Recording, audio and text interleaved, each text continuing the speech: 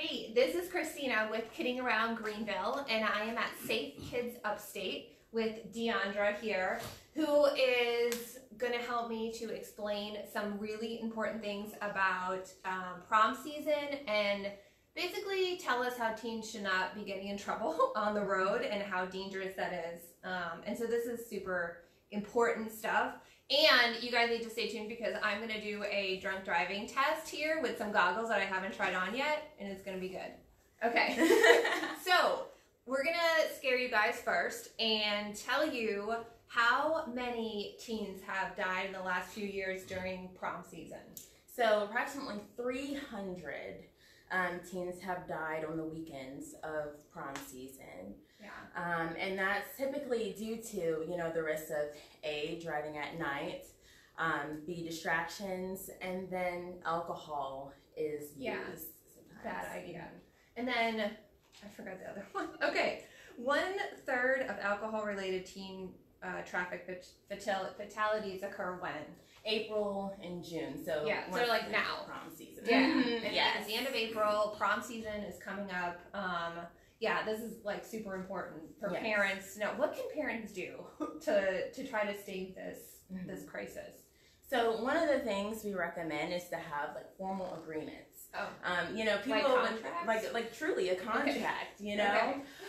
So that teens can see, okay, if I do something bad, these will be the consequences. Yes. And then also just like truly having that good communication with your teen, just talking with them about, while you may think a drink will not really impair you, it really can. And then plus people don't consider the multiple distractions that teens have in the vehicles with the multiple passengers. Yeah. And of course those cell phones that we have. Text messaging and peer pressure, all that really plays into this. Strongly. Yeah. We're also going to be talking in a few minutes to a Greenville County police officer. So stay tuned for that too. So can you guys go, Safe Kids Upstate will go to schools, right? And like try to teach teens really how to avoid being a casualty during prom season, right? Yes. So we actually do this throughout the year.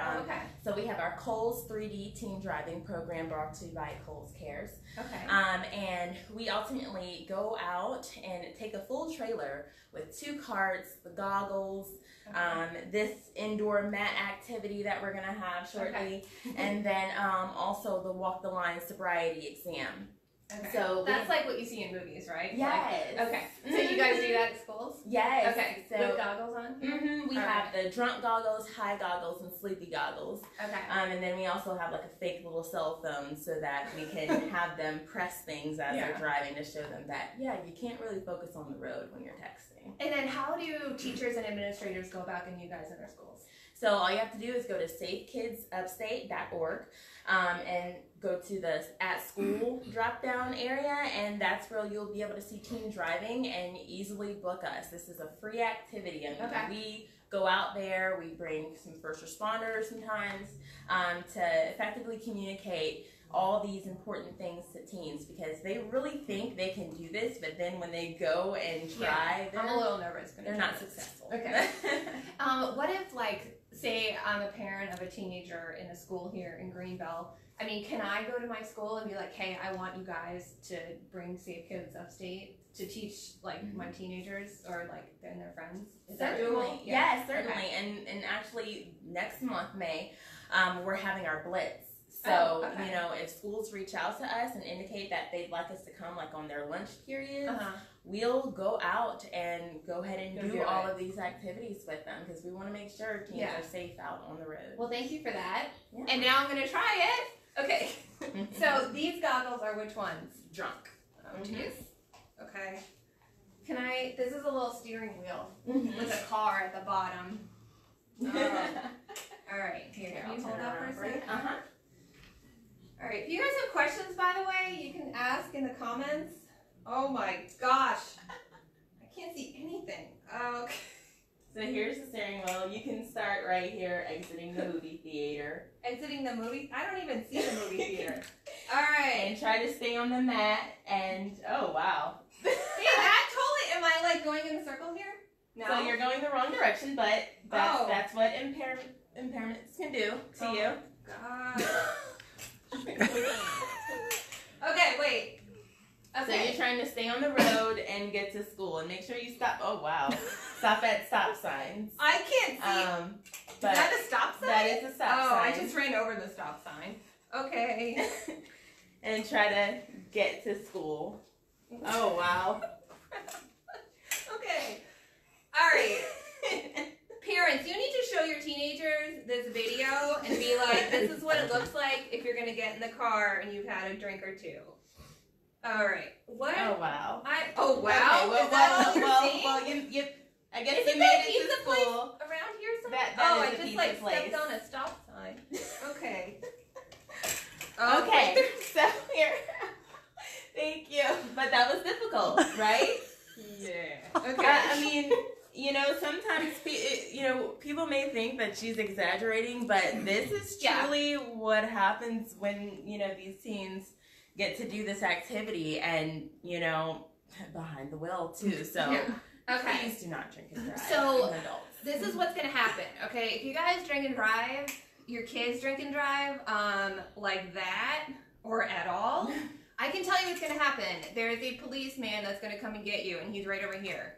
So Trooper Joe is gonna come on up and talk to you guys about the 100 Deadly Days of Summer and some other teen driving items. Okay, so that was pretty terrible, right? It was pretty terrible. Okay, like, is that what you see when you get people who drink on the road? As a member of the South Carolina Highway Patrol, we think that when we take a drunk driver off the highway, we're actually saving their life, because it's it only takes a second to change someone's life or your life forever. So we go around the state and we try to promote people that do not drink and drive. Unfortunately, 50% of all traffic deaths in the state of South Carolina are alcohol related, even in teenagers. And That's we're talking huge. about kids that shouldn't be drinking at all. Yeah, at all. Should not have any alcohol around them. So it's if you woke up in the morning and you learned about a deadly virus that affected the United States, you'd call it an epidemic, right? We have our own epidemic here in the state of South Carolina with people who are driving under the influence and contributing to those traffic deaths. What are the 100 Deadly Days of Summer? The 100 Deadly Days of Summer begin Memorial Day and run through Labor Day, and it's approximately 100 days. Okay. And the schools are out. A lot of people going on vacation. A lot of folks like school teachers that are off for that. So there's a lot of busy. The traffic patterns are more busy, and unfortunately, during those days, it seems like we have an additional amount of traffic fatalities here in the state of South Carolina. Hence the 100 Deadly Days of Summer. What can you do to kind of stop it, or do what you your own individual work to not have anything bad happen? Well, usually when I speak at high schools or wherever, I always talk about the 4 fables: speeding, distracted driving, seatbelt usage, and of course DUI. Yeah. Like for instance, speeding. 73%, and this is the National Highway Traffic Safety Association says that 73% of all traffic collisions are speed related. So you talk about a lot of people in it. Personally, it's me going down the road in an unmarked car. There's a lot of people that speed here in the state of South Carolina. Wow. So do you get all of them?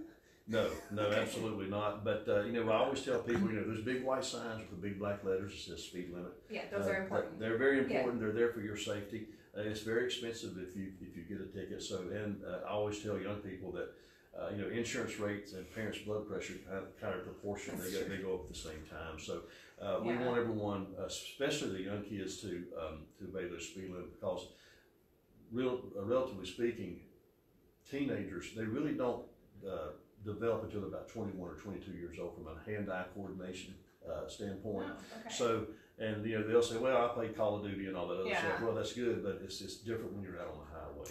Yeah. The next thing we talk about obviously is distracted driving. There's 3 types of distracted driving. There's visual, physical, and cognitive. It takes all 3 of those to do a text. If you're going down the highway at 60 miles per hour, you're traveling about 88 feet per second. So 5 seconds, you travel the length of a football field and a half. And you ask people, well, how many people close their eyes and go down the interstate and close their eyes for 5 seconds? Well, obviously nobody wants to do that. But effectively, that's what you do when you look at a text, because it's been proven that to pick up your phone and just look at a text, it takes about 5 seconds. The next thing we talk about. I'm thinking about my own bed. Yeah, the next thing we talk about, when we talk about distracted driving, I go to elementary schools. I'm talking to the kids, and I'm like, how many of your parents text and drive? They're all like, yeah, right. So, yeah, right. Yeah, right. All right, but anyway, and I always tell people, if you are texting and driving, it's not a question of if, but when you're going to be in a collision. Yeah. The next thing we talk about, obviously, is seat belts. That's another epidemic that we have. 50% of all of our traffic fatalities here, people decided not to wear their seatbelt. Yeah. If you have your seatbelt on, you have an 88% chance of surviving that crash. Yeah. And that's a pretty good grade, right? Yeah. Even in high school, it's a really good grade. I mean, no matter how violent it is, you have an 88% chance. Yeah. If you are not seatbelted and you're going to a negative yaw or go into a rollover, and you have a 94% chance of being ejected. Yeah. And probably being run over by your own car. So people ask me all the time about their kids. They're getting their license. Yeah. Trooper Joe, what can I do? Number one, always wear your seatbelt. Yeah. And always have your kids home by around 10:30. Yeah. Because there's nothing good going on the highway after 11 o'clock. It's been proven. You talk about DUIs. Yeah. We teach in our DUI school that between Wednesday night and Sunday night after 10:30, it's been determined that 1 out of every 3 drivers on the road are impaired. 1 out of every 3? 1 out of every 3. That is insane. It is. Oh my gosh. It is. So when you go to schools and you do that, do you go to high schools too and you Yes, tell ma'am. them all this stuff too? Yes, ma'am. Do they have good questions? Are They they paying do. attention? Yeah, most of them do, and the reason they pay attention because I tell them to sleep at their own risk because they will be embarrassed. So most people You are threaten them first. pretty much threaten them when I do. But I can tell you this: the South Carolina Highway Patrol arrested 18,000 DUI, had 18,000 DUI arrests in 2018. Yeah. So, are a lot of them teenagers, like especially during this time of year? Yes, unfortunately, we're talking about those traffic deaths. That's even in teenagers. Yeah. And they shouldn't even be around any. I tell people all the time, the young people, that you should be a junior in college before you even think about taking that first drink. And by the way, I've never met anybody. I'm 60 years old. I've never met anybody that took their first drink of a beer or wine or whatever and said, "Woo, that really tastes good." Yeah. So it's really a peer pressure thing. Yeah. We go back to seatbelts. This millennial group, ever since they can remember, they've been rear-facing, forward-facing, booster seats, and been following the rules. And it's been proven that they will get into a car and actually put their seatbelt on. Yeah. But it's also been proven that they will get into a car with other teenagers that don't have it on. Yeah. And because of peer pressure, they won't put it on. Yeah. And that's a deadly combination. So I feel like as parents and as like school administrators, it's our job to really, teach our kids all of this stuff too. But you can be really helpful, right? Yes, ma'am. I do public speaking and education. That's about 95% of my job these days. I will go speak anywhere to any group. It doesn't matter how big the group is or how small the group is. I go to high schools, middle schools, elementary schools, businesses. Yeah. How do people get in touch with you? They can call the Highway Patrol at 864-241-1000, and they'll send me an email to give you a call. It's probably about the easiest way to do it. Or they can send me an email at joelhovis@scdps.gov. Okay, we'll put that in the Facebook area. Jeez, I can't even talk. Okay. But if you want me to come goggles speak, nailed me. but if you want me to come speak, give me enough leeway because usually I'm usually booked, especially this time of the year. It's a really, really busy time. So for the things that I'm doing, like next week, I was contacted in January for. Oh my gosh. So if you got something coming up for a youth group or whatever event that you have, go ahead and send me an email or call me or call the dispatch and they will get in touch with me and I'll call you back. Okay. I'll call you back. Parents, school administrators, get on the ball. This is a good idea. Bring Officer Joe to your school, to your church. I mean, that's awesome. I want to have you come to my house. Can I give you dinner? Like I said, there's no too small of a group. Yeah. We from the director all the way down through the Highway Patrol, we can hand out tickets and take people to jail. But we firmly believe that the biggest success that we have from a reduction in traffic fatalities is through education. Yes, education, absolutely. Yeah. And that's what you guys do. I mean, you do it through your job and then Safe Kids Upstate here as well. So I think that's it. Safe right? Kids is a great resource. You can give Deandra a call. You guys are a great resource. It's just a matter of having people, reach out. A lot of people will say, "Hey, that's a good thing," and then they say, "Well, I don't have the time," or something like that. But make the time to do that, because really, if it saves one life, it's if worth we it. if we reduce one fatality from last year, then it's been all worth it. Yeah, I mean, it could be. That's a lot. That's a big number. 300. 1,037 people were killed last year in South Carolina. Yeah, that's a big number. I mean, you don't want to go through that, or make somebody else go through that through your own bad decisions. Well, yeah, and I tell people all the time, I love my job, because usually, most people meet a state trooper, they see the blue lights in the rearview mirror or something like that. But I usually see smiley faces, kind of like you guys today.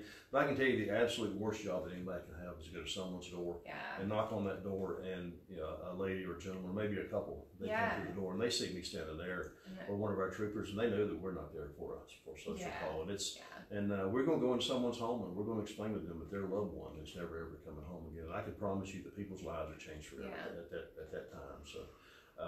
Let us come talk to your kids or your business or whatever. That's what I do, and that's what we really believe that it saves lives by doing that.